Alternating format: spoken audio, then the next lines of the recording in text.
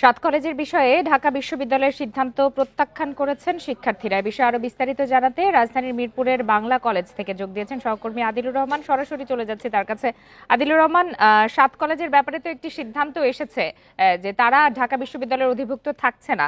এই সিদ্ধান্ত কেন আন্দোলনরত শিক্ষার্থীরা মেনে নেয়নি? আপনার মাধ্যমে আমরা দেখতে পাচ্ছি যে এখনো শিক্ষার্থীরা আন্দোলনরত অবস্থায় রয়েছেন।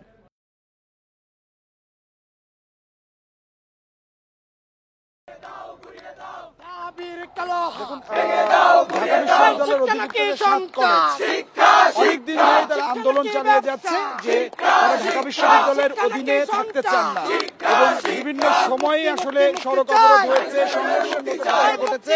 গতকালকেও সংঘর্ষ হয়েছে এবং সেখানে আহতের ঘটনাও আসলে ঘটেছে। এরপরে আজকে 4 ঘন্টার আলটিমেটাম দেওয়া হয়েছিল যে 4 মধ্যে তাদের দাবিগুলো যদি পূরণ করা না হয় সেক্ষেত্রে তারা কঠোর আন্দোলনে যাবে। এরপরে আমরা দেখেছি যে ঢাকা বিশ্ববিদ্যালয় প্রশাসনের সাথে অধিভুক্ত যে 7 কলেজ, সেই 7 কলেজের অধ্যক্ষরা করেছেন। বৈঠকের পরে সিদ্ধান্ত হয়েছে যে অধিভুক্ত 7 কলেজ আর ঢাকা বিশ্ববিদ্যালয়ের অধীনে থাকছে না। এরপরে আমরা আসলে শিক্ষার্থী যারা আছে তাদের সাথে কথা বলেছিলাম যে তারা আসলে কি বলছে, তাদের প্রতিক্রিয়াটি কি।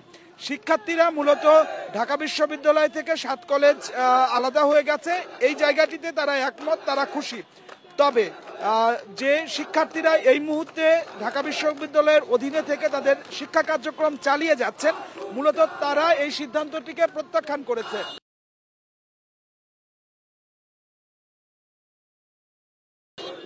তারা বলছেন যে তারা কয়েকটি পয়েন্ট ধরেছেন। এই আজকে যে একটি চিঠি ইস্যু করা হয়েছে সেই চিঠিতে 5টি পয়েন্ট দেওয়া হয়েছে। সেই 5টি পয়েন্টের মধ্যে 4 নম্বরে বলা হয়েছে যে এই সামনের যে সেশনটি, এই সেশন থেকেই ঢাকা বিশ্ববিদ্যালয়ের অধীনে আর এই 7 কলেজ থাকছে না।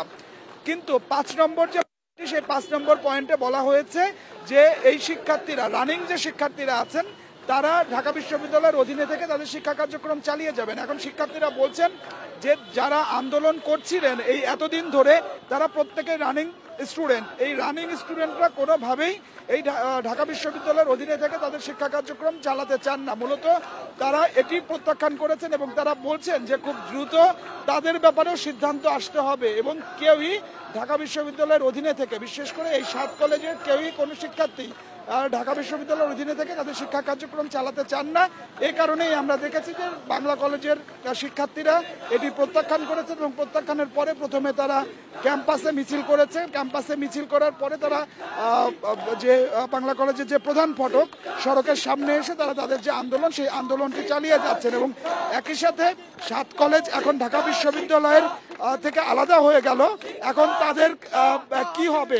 তাদের যে দাবি ছিল যে তাদের আলাদা বিশ্ববিদ্যালয়, এখন তাদেরকে আলাদা বিশ্ববিদ্যালয় করে দিতে হবে, সেই ব্যাপারেও খুব দ্রুত সিদ্ধান্ত আসতে হবে বলেও এই শিক্ষার্থীরা দাবি জানাচ্ছেন। তো আমার কাছে বাংলা কলেজ থেকে এটাই ছিল এখনকার সবচেয়ে। মিরপুরের বাংলা কলেজের সামনে থেকে জানাচ্ছিলেন সহকর্মী আদিলুর রহমান।